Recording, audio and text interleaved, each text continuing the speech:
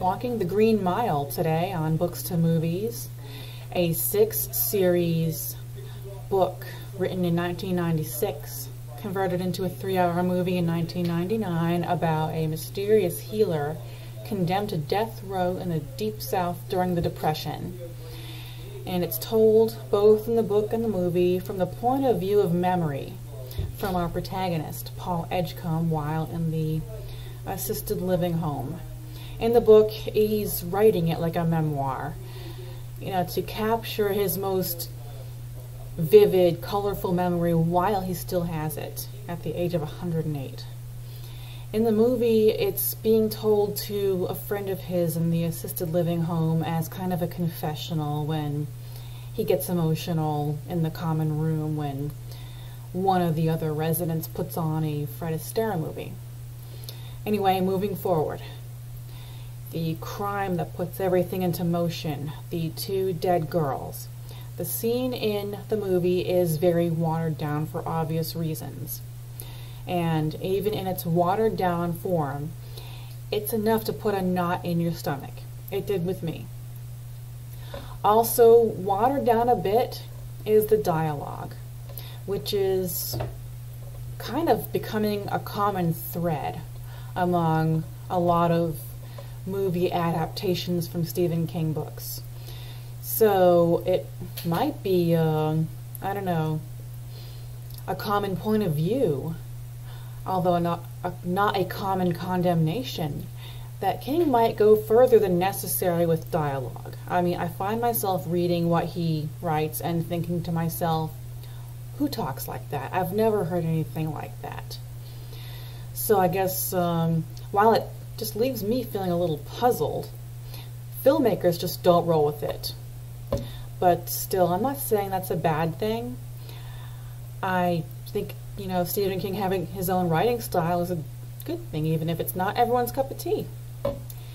Moving right along, the other death row inmates are not so sympathetic in the book. We know what they did. We know why they're on death row. The first to go to the electric chair that we see, Bitterbuck. He was in a fight. He took it too far. It became overkill. And he was condemned to death row. Dell, the mouse trainer. He committed, for such a small, weak little person, he committed rape and murder. And he burned the evidence along with an entire inhabited apartment complex. We don't get to know any of this in the movie because it would have distracted us from, the main theme of the story, which is our mysterious healer, John Coffey.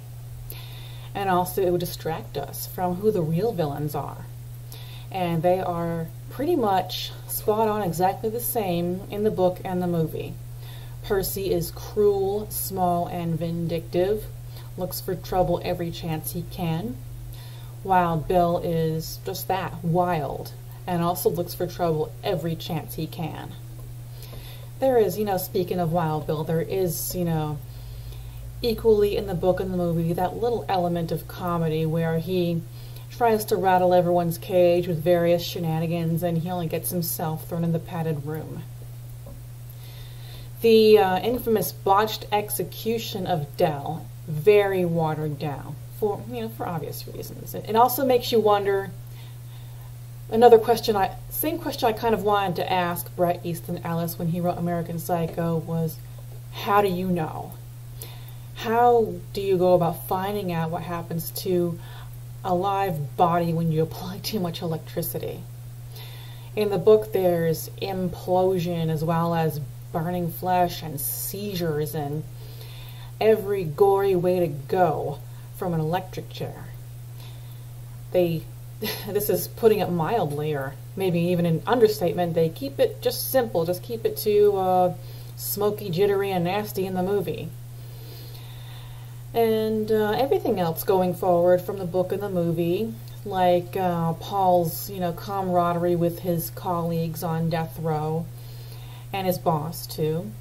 His life at home with his wife, the introduction of the mouse on the mile, Mr. Jingles, how Coffee's healing powers play out. You know, he lays on hands like a World of Warcraft paladin and then spits out a swarm of what will look like blowflies.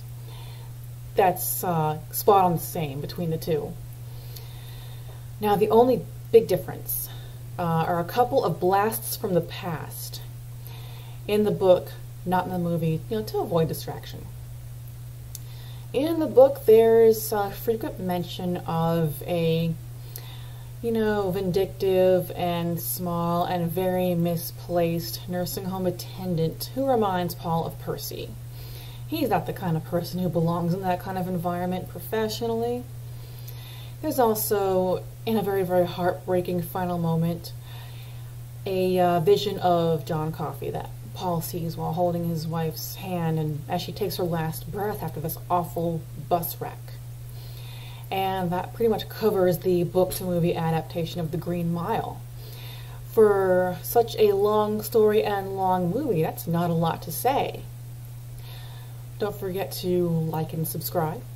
Thank you for watching. I'll see you next time.